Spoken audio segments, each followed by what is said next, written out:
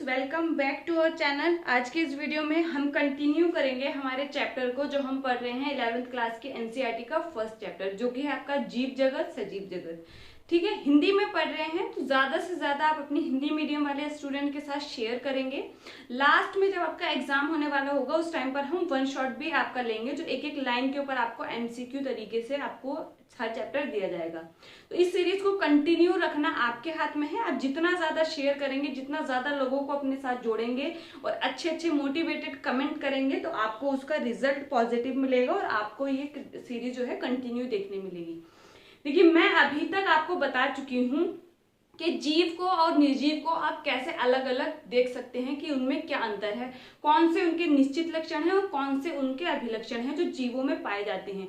लेकिन निश्चित लक्षण वो होते हैं जिनका कोई अपवाद ना हो और लिविंग में उस तरह का, नॉन लिविंग में उस तरह का कुछ भी ना हो निर्जीव के अंदर। ठीक है, अब आज हम बात करेंगे आपके एनसीईआरटी। आप ट्रूली मेरे लेक्चर के बाद, मेरे लेक्चर से पहले आप एनसीईआरटी को पढ़ सकते हैं। आप देखेंगे आपकी एक एक लाइन एनसीईआरटी की लिखी हुई है। थोड़ा बहुत अगर समझाने के लिए कोई एग्जाम्पल बाहर से देना पड़ेगा तो वो हम जरूर आपके वीडियो में इंक्लूड करेंगे। ठीक है, अब देखिए आपका नेक्स्ट जो इसके आगे बढ़ते हैं वो है आपका जीवों में विविधता। जो जीव हैं उनके अंदर विविधता, जो मैंने आपको पहले ही लेक्चर में बताया था, उसको क्या बोलते हैं? बायोडाइवर्सिटी। बायोडाइवर्सिटी का मतलब ही ये है कि आपके जीवों के बीच जितने प्रकार के जीव आप देखते हैं उनके बीच क्या है, विभिन्नताएं क्या है वो। अब देखिए इतने सारे जीव हैं, कीड़े मकोड़े, शेर, बिल्ली, कुत्ता, ह्यूमन, पक्षी, पेड़ पौधे, छोटे पेड़ पौधे, शाक, झाड़ियां, आपके बैक्टीरिया जिनको हम देख भी नहीं सकते, ऐसे भी जीव हैं लेकिन हमें पता है कि वो जीव हैं। जैसे बैक्टीरिया, कितनी सारी बीमारियां बैक्टीरिया से होती हैं, कितने सारे काम बैक्टीरिया करता है दूध से दही बनाने के लिए, लेकिन उसको हम अपनी आंखों से, नग्न आंखों से नहीं देख सकते, सूक्ष्मदर्शी की सहायता से देखते हैं। इतने सारे जीव आपकी धरती पर प्रेजेंट हैं, तो उनका एक साथ अगर आप देखें, उनका इतने सारे हैं कि आपके एनसीईआरटी का डाटा है 1.7 से 1.8 मिलियन। इतने सारे आपके क्या है, जीव धरती पर प्रेजेंट हैं। तो अगर इनका सबको एक साथ आप देखेंगे, अध्ययन करना मुश्किल होगा, अध्ययन करना मुश्किल हो जाएगा। इसलिए सेम कैरेक्टर वाले जीवों को हम अलग रखते हैं, फिर दूसरों को देखते हैं जो सेम। जैसे आप देखिए, सबसे पहले 5 जगत वर्गीकरण देखिए, समझिए 5 जगत वर्गीकरण को। अगर आप नहीं जानते हैं उसके बारे में कोई प्रॉब्लम की बात नहीं है, नीचे आप लिंक है उसमें 5 जगत वर्गीकरण को पढ़ लीजिए। वर्गीकरण बहुत सारे होते हैं जो कि हम नेक्स्ट चैप्टर में पढ़ेंगे। यहाँ हमारा मुद्दा वर्गीकरण इस तरीके से पढ़ना नहीं कि कौन कौन से होते हैं। समझिए, जीवों को वर्गीकृत किया आर.एच. व्हिटेकर ने, जो आज हम पढ़ते हैं 5 जगतों में, मतलब समस्त जीव जो इस धरती पर हैं उनको 5 जगतों में वर्गीकृत किया गया। उनको एक था आपका मोनेरा, दूसरा था प्रोटिस्टा, फिर आते हैं कवक, फिर आते हैं पादप और फिर आते हैं जंतु। जंतु के अंदर सारे जीवों को, जितने इतने प्रकार के आप देखें सभी जंतु हैं। आपका एक आप देखेंगे चींटी भी जंतु है, आप देखेंगे मक्खी भी जंतु है, आप देखेंगे ह्यूमन भी जंतु है, शेर, भालू, कुत्ता, आप देखते हैं स्नैल जो आपको बरसातों के दिनों में दिख जाते हैं, केंचुआ, कॉकरोच, सब क्या है, जंतु है। इतने सारे जंतु हैं, उनको किसमें रखा? एनिमल किंगडम में। समझ में आई बात? जगत कौन सा था? एनिमेलिया, जंतु जगत। सबसे बड़ा मतलब क्या हो गया? जगत। अब एक चीज को समझिए, कुछ ऐसे कैरेक्टर होंगे, वैसा तो नहीं है चींटी समान है, केंचुआ एक जैसा है, जंतु है, इस बात को हम मानते हैं कि वो जंतु है, इसीलिए उसको हमने जंतु जगत में रखा। जो क्राइटेरिया आर.एच. व्हिटेकर साहब ने दिए थे वो क्या थे? बहुकोशिकीय होना चाहिए, यूकैरियोटिक कोशिका होना चाहिए, परकोशीय होना चाहिए, कोशिका भित्ति नहीं होनी चाहिए। इसके आधार पर वो क्या है? जंतु है। ठीक है, अब आगे इस चीज को समझने की कोशिश कीजिए। जंतु को बांटा, लेकिन कुछ ऐसे कैरेक्टर होते हैं जो जीवों को एक दूसरे से, जंतु जो होते हैं उनको एक दूसरे से भिन्न करते हैं, तो इसलिए उनको आगे बांटा आपके संघ में, फाइलम में। ये आपका ऑर्डर आपने ध्यान रखना है। फिर उसके बाद आता है वर्ग। जैसे संघ में, जैसे हम देखते हैं पॉरीफेरा संघ, आप पढ़ेंगे आपके 11 संघ होते हैं, पॉरीफेरा संघ देखेंगे। संघ में क्या होता है? पॉरीफेरा को पॉरीफेरा में इसलिए रखा क्योंकि ये जीव क्या था, इनमें बहुत सारे, मतलब कुछ लिया गया क्राइटेरिया। जैसे इनमें कोशिकीय लेवल होता है, इनमें ऊतक नहीं बनते हैं, इनमें क्या होता है, इनको पॉरीफेरा नाम दिया गया क्योंकि इनके शरीर में पोर होते हैं, छिद्र होते हैं। फिर आप देखेंगे नेमेटोडा आता है, आपका आर्थ्रोपोडा आता है, आपका मोलास्का आता है। मोलास्का का मतलब होता है, मतलब जिनका जो शरीर है सॉफ्ट होता है, ऐसे जीवों को मोलास्का में रख दिया। क्राइटेरिया कुछ है वो एनिमल जगत में पढ़ेंगे, आपको जंतु जगत में पढ़ेंगे। वो चीज अभी आपको समझिए मैं क्या कहना चाह रही हूँ। ठीक है, तो वर्गीकरण की मतलब अगर आप इन सभी संघों में देखेंगे, अगर आपको देखना है कि भैया आपका एग्जाम्पल है कोई आप स्पॉन्जिला, तो वो क्या है, पॉरीफेरा है, तो आप पॉरीफेरा को पढ़ेंगे, उसके सामान्य लक्षण पढ़ेंगे तो आपको पॉरीफेरा के बारे में पता चल जाएगा, स्पॉन्जिला के बारे में आपको पता चल जाएगा। इसी तरह जो जीव को समानताओं के और विभिन्नताओं के आधार पर वर्गीकृत करना ये जरूरी है, अपनी सुविधाओं के लिए बहुत ज्यादा जरूरी है, क्योंकि इतनी बड़ी बायोडाइवर्सिटी है, इतनी बड़ी जैव विविधता है जीवों के बीच में कि उनको क्लासिफाई करना जरूरी है। आपके एनसीईआरटी को देखिए, आपके एनसीईआरटी की लाइन को समझिए, यदि आपने आसपास जीव देखें तो आप जीवों की बहुत सारी किस्में देखेंगे।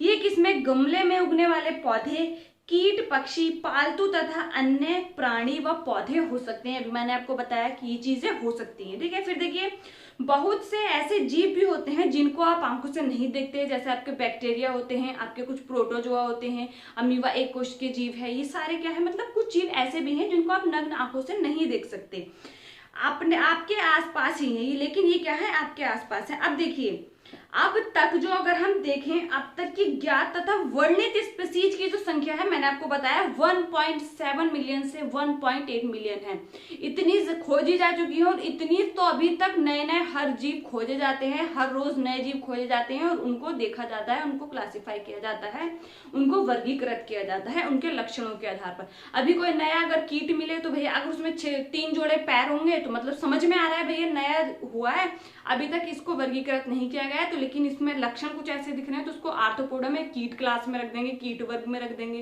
क्योंकि उसके वो कैरेक्टर हैं, ठीक है। फिर देखिए अब जैसे जैसे यही क्या है, यही सब क्या है, हम इसे जैव विविधता अथवा पृथ्वी पर स्थित जीवों की संख्या तथा प्रकार कहते हैं। अब चीज आपको समझ आई। अब देखिए जीवों को आपने देख लिया कि बहुत सारे जीव आपकी धरती पर प्रेजेंट है, वो जैव विविधता होगी। जैव विविधता सीधे आपसे पूछा जाता है जैव विविधता क्या है, तो जीवों के बीच मतलब लिविंग जो सजीव होते हैं उनके बीच पाए जाने वाली विभिन्नताओं को आप क्या कहते हैं, जैव विविधता कहते हैं। फिर समझिए अब कोई उसको वर्गीकृत कैसे किया जाएगा, सबसे पहला तो आप कोई भी जीव है सबसे पहले आप उसको पहचानेंगे, जब पहचान करेंगे तभी तो आपको पहचानना पड़ेगा भाई कि वो जंतु है, क्या है, पौधा है, आपने जो खोजा है वो क्या है। इतने सारे जीव धरती पर प्रेजेंट है, आप ऐसा थोड़ी पौधा खोज के आप उसको जंतु में रखेंगे, जंतु का नाम देंगे, ऐसा तो नहीं हो सकता। आप क्या करेंगे, सबसे पहले उसकी पहचान करेंगे, उसके लक्षणों को देखेंगे, फिर आपको अगर ये पता चला कि जंतु है तो उसके लक्षणों को देखेंगे, उसको कौन से संघ में रखना है, फिर उसके बाद देखेंगे आप उसको कौन सी क्लास में, वर्ग में रखना है। इस तरीके से आप उसको क्या है, फिर लास्ट में जो सबसे छोटी इकाई होती है वो जाति होती है, फिर देखेंगे इसकी जाति क्या है। बात की बात है ये, सबसे पहले क्या करेंगे, उसको आप पहचान करेंगे, फिर उसका क्या करेंगे, नामकरण करेंगे, ठीक है। नामकरण बहुत इंपॉर्टेंट है, अभी हम देखेंगे। फिर वो आता है वर्गीकृत कर देंगे, उसको क्लासिफिकेशन कर देंगे, वर्गीकरण, ठीक है। कोई जंतु है उसका नाम रखा जाएगा, फिर उसी के आधार पर उसका वर्गीकरण हो जाएगा। अब चीजों को समझने की कोशिश कीजिए। कोई जीव है, आप देखेंगे इतने सारे जीव हैं धरती पर कि अगर हम उनको देखें, अगर हम अपने स्थान से किसी दूसरे स्थान पर जाएंगे तो हो सकता है किसी जीव का नाम यहाँ पर कुछ और हो और अगले दूसरे स्थान पर कहीं और हो, मतलब स्थान पर नाम जो होते हैं जीवों के वो बदल सकते हैं, वो क्या हो सकते हैं, बदल सकते हैं। अगर हम जाते हैं एक स्थान से दूसरे स्थान पर, एक सिटी से दूसरे शहर में भी अगर जाएंगे तो वहां पर क्या हो सकता है, आपके जीवों के नाम बदल सकते हैं, ठीक है। तो इस चीज को समझिए। इसलिए जैसे कि आप अगर आलू का एग्जांपल लेंगे तो आलू को हम आम लैंग्वेज में आलू कहते हैं बहुत सारे एरियाज पे, कहीं उसको बटाटा कहते हैं, कहीं उसको पटाटा कहते हैं, कहीं सीधे पोटैटो के नाम से याद लिया जाता है। बहुत अलग अलग जगह अलग अलग चीजों का नाम लिया, जैसे बैंगन को नॉर्मल हम बैंगन बोलते हैं, कुछ लोग ब्रिंजल बोलेंगे, इंग्लिश में बोलेंगे, कुछ लोग क्या है उसको एग प्लांट बोलते हैं। फिर आप देखेंगे कोआ होता है, उसको बहुत सारे स्थानीय नाम मिले हुए हैं, अलग अलग भाषा में अलग बोलते हैं, सबकी भाषा अलग है, मतलब स्थानीय भाषा में उसको अलग अलग बोला जा सकता है। इन भ्रांतियों को मिटाने के लिए अस्तित्व में आया द्वि नाम पद्धति, इन भ्रांतियों को मिटाने के लिए अस्तित्व में आया द्वि नाम पद्धति। द्वि नाम पद्धति बहुत ज्यादा इंपॉर्टेंट है, इसमें आपके इसके नियमों को पढ़ना है और देखना है ये क्या है। द्वि नाम पद्धति क्या है, वो है पद्धति है जिसके द्वारा इन भ्रांतियों को खत्म किया जाएगा। जैसे कि आप देखेंगे स्थानीय नाम बदल सकते हैं जीवों के, इसलिए किसी जीव को एक नाम ऐसा दिया जाए जो पूरे विश्व में उसको उसी नाम से जाना जाए। जब आप नाम लें मैंगीफेरा इंडिका, तब आपको पता हो, हर पर्सन को पता हो जहां आप बात कर रहे हैं कि आप आम की बात कर रहे हैं, क्योंकि ये आम का नाम है। ठीक है, दुई नाम क्यों बोलते हैं इसको? क्योंकि इसमें एक नाम, यहाँ पर क्या है दुई मतलब दो, यहाँ पर क्या है नाम, और ये क्या है पद्धति। यहाँ पर दो नाम नहीं होते, ये चीज ध्यान रखनी है, नाम दो नहीं होते, एक नाम के दो घटक होते हैं। जैसे कि आप पढ़ रहे हैं मैंजीफेरा इंडिका, इसमें जो उसका पहला वर्ड है वो उसके वंश को दर्शाता है, जबकि दूसरा उसकी जाति को। किसी भी जीव का वैज्ञानिक नाम जो होता है, पहला उस वर्ड उसका क्या है, एक नाम के दो घटक होते हैं जिसमें वंश और जाति को शामिल किया गया है। पहला जो है वंश होता है, दूसरा क्या है उसका जाति होता है, जैसे इंडिका। ठीक है, अब चीजों को आगे समझने की कोशिश कीजिए। यहाँ पर कुछ आपके एनसीईआरटी में रूल दिए गए हैं, उन रूलों को समझेंगे। रूल दिए गए हैं, एक चीज देखिए, सबसे पहले आता है आपका जगत, किंगडम, फिर उसके बाद आता है संघ, फिर उसके बाद आता है वर्ग, स्पेस कम हो गया, वर्ग, उसके बाद क्या आएगा आपका वर्ग, फिर गण, फिर कुल, संघ, वर्ग, गण, कुल, वंश और जाति। ठीक है, सबसे पहले जीवों को क्या है, अगर जंतु जगत या पादप जगत, सबसे पहले जगत में रखा गया, 5 जगत है मैंने अभी आपको बताया। उसके बाद क्लासिफाई किया जाएगा संघ को, फिर वर्ग में, फिर गण में, फिर कुल में, फिर वंश में, फिर जाति में। जाति जो है सबसे छोटी इकाई है, जाति, जाति क्या है, सबसे छोटी इकाई है।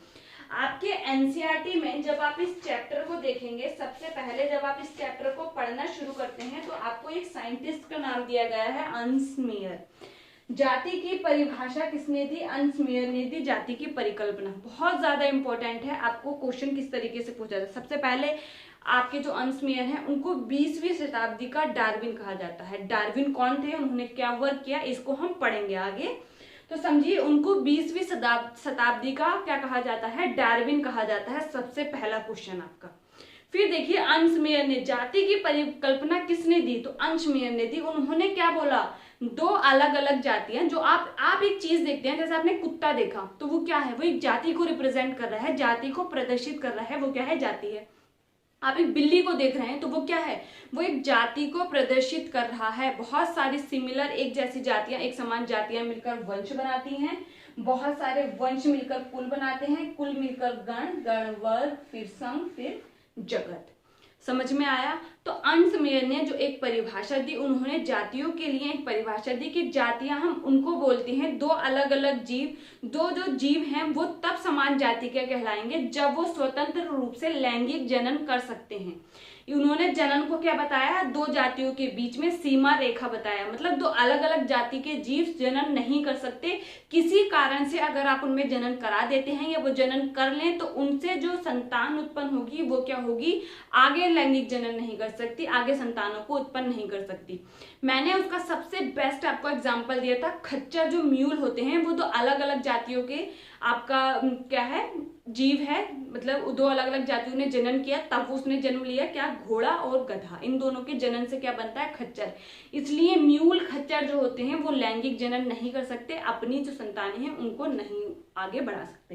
तो ध्यान रखना है, जाति जो है सबसे बेसिक इकाई क्या है, जाति है, मतलब सबसे लोएस्ट आप देखेंगे, और सबसे हाईएस्ट लार्जेस्ट क्या है, लार्जर आपका जगत है। और जाति की परिकल्पना अर्नस्ट मेयर के बारे में आपने पढ़ना है, उनको कौन से वर्ड मिले थे ये भी आपने देखना है। इनको 20वीं शताब्दी का डार्विन कहते हैं। क्यों कहते हैं, इन्होंने बहुत सारे काम किए, और सबसे इंपॉर्टेंट चीज जो इन्होंने जाति की परिभाषा दी। जैविक परिभाषा किसने दी जाति की, आपके अर्नस्ट मेयर ने दी। उन्होंने बताया कि दो अलग अलग जीव जो होते हैं, तो अलग अलग जाति के जीव स्वतंत्र रूप से जनन नहीं कर सकते, ये उनके बीच क्या है, सीमा रेखा है। ठीक है, फिर देखिए अब हम क्या पढ़ रहे हैं, द्विनाम पद्धति को पढ़ रहे हैं। यहाँ पर आपके द्विनाम पद्धति के आपके एनसीईआरटी में कुछ रूल दिए गए हैं, उनको अच्छे से समझना। ठीक है, द्विनाम पद्धति हो रहे हैं, पढ़ रहे हैं, दो घटक होते हैं। देखिए सबसे पहले जो होता है, इसका जो लिया गया है ये क्या है, लैटिन भाषा से लिया जाता है।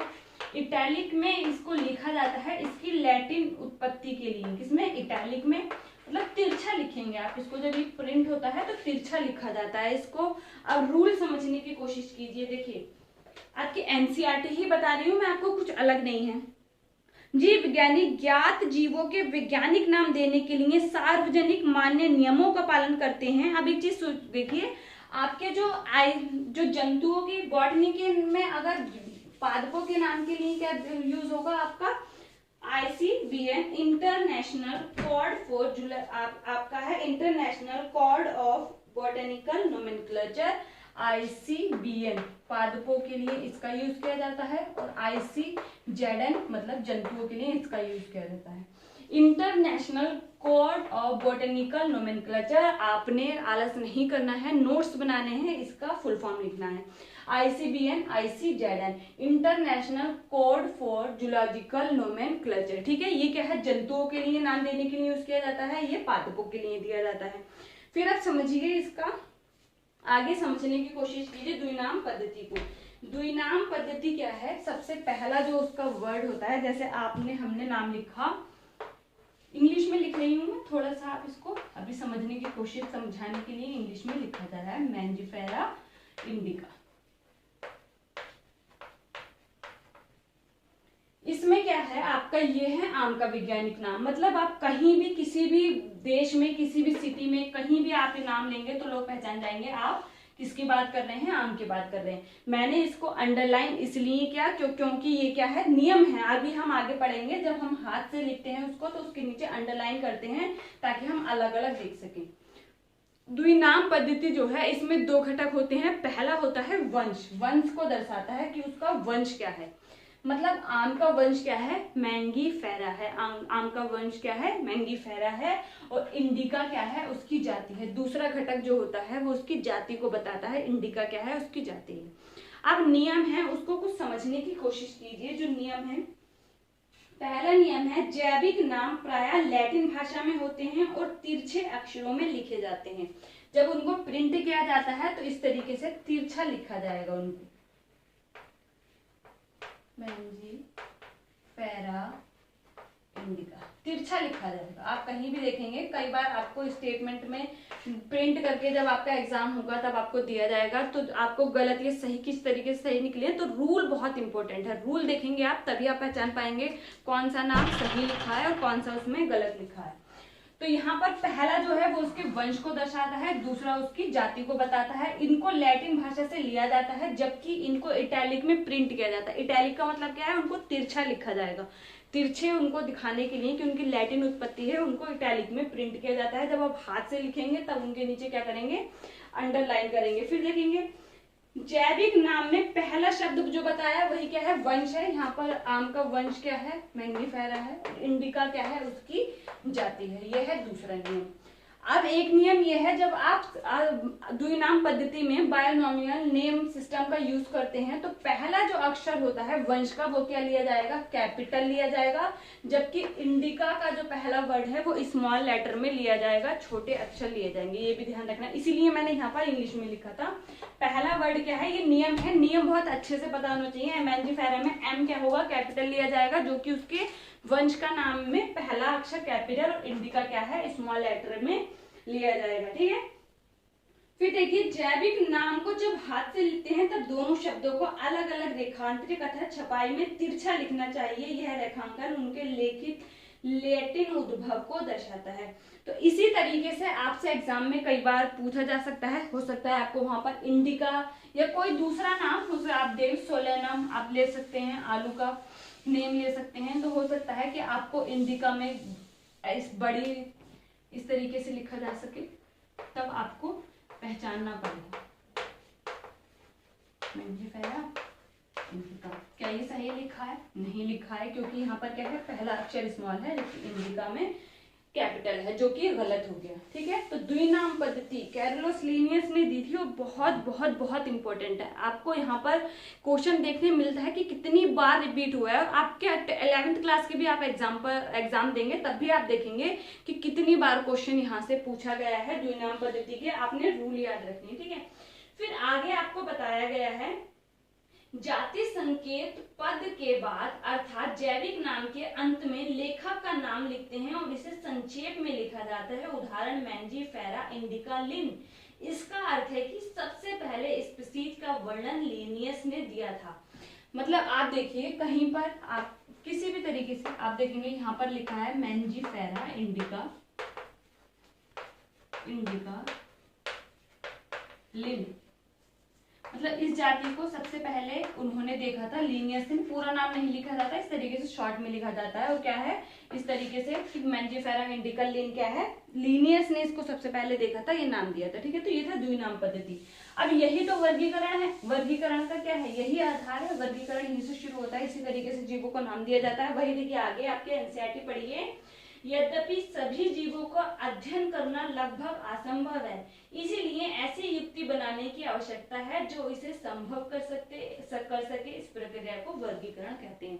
मैंने आपको बताया ना, जीवों को समूहों और उप समूहों में बांटा जाए एक वैज्ञानिक तरीके से, तो उसको आप क्या बोलते हैं, वर्गीकरण बोलते हैं। और ये इसकी जरूरत है क्योंकि इतने सारे जीवों का नंबर है आपके पृथ्वी पर कि आप उसको अगर एक एक करके स्टडी करेंगे तो आप देखेंगे आपको एक जीवन क्या पता नहीं कितने जीवन कम पड़ जाएंगे। एक साइंटिस्ट के लिए ये पॉसिबल नहीं है। अभी तो आप एक बहुत छोटा सा स्टडी पढ़ रहे हैं, क्या जैसे आप एनिमल किंगडम करें, कुछ भी नहीं है। आप देखेंगे लोग पीएचडी करते हैं एक जीनस को लेके, तो कितना पढ़ते होंगे। मतलब एक जीनस के अंदर भी इतना कुछ है, एक जाति के अंदर भी इतना कुछ है, उससे पीएचडी भी की जाती है। तो मतलब आप तो बहुत नॉलेजेबल बेसिक चीज पढ़ रहे हैं, बहुत ज्यादा, जो बेस बना रही है आपका। ठीक है, तो ये है आपका एनसीईआरटी को फॉलो करते हुए हमने द्विनाम पद्धति को देखा। तो इसको ज्यादा से ज्यादा शेयर और सब्सक्राइब करें। ठीक है, मिलते हैं हमारे नेक्स्ट वीडियो में, तब तक के लिए पढ़ते रहिए। Thank you.